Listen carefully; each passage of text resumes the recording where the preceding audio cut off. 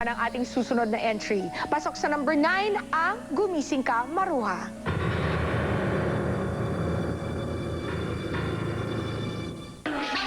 Ipinagkasundo si Maruha ng mga magulang niya kay Rodrigo, ang kapitan ng mga Guardia Sibil, pero ang mahal niya ay si Gabriel. Kaya't nang bispiras ng kanyang kasal, nagpatiwakal si Maruha.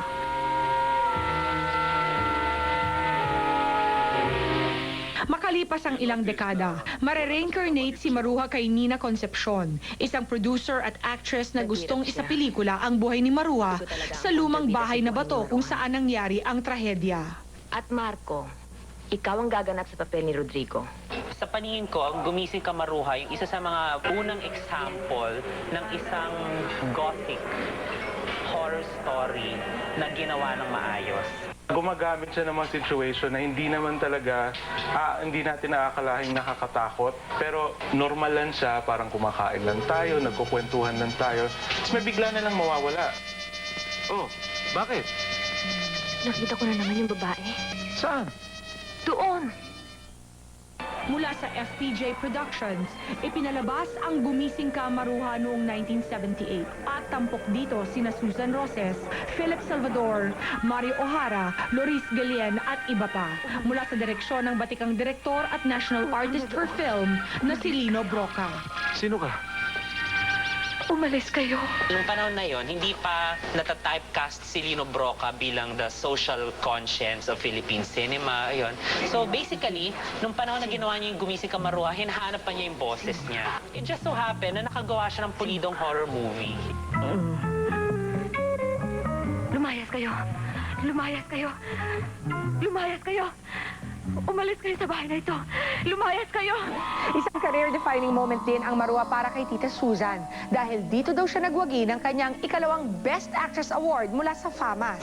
I think ang talaga nagdala ng Gumising Ka, Maruha si Susan Roses dahil talagang siya yung classic leading lady in distress.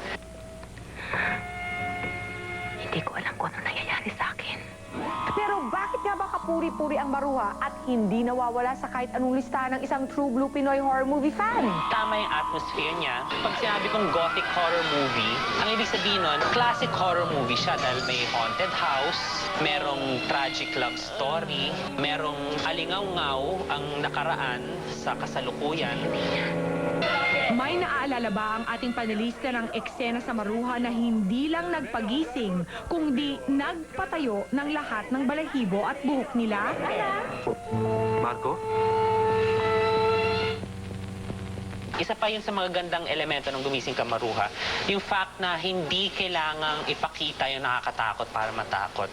So kahit na pag-flutter pa lang ng kurtina, medyo matitense ka na eh. So ganun kagaling yung orchestration ng elements ni Lino Broca.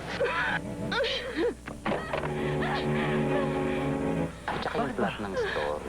Pag umiiyak yung bida, hinahanap si Maruha, hindi niya alam, tigok. Pero to me, more than a memorable scene, ang kinukuha ko mula sa Gumising Ka, Maruha is this atmosphere. Yung atmosphere ng dread, ng pangamba. Lahat yun eh. Pag sinabi kong atmosphere, lahat yun. Yung sound, yung music, yung ilaw, yung location.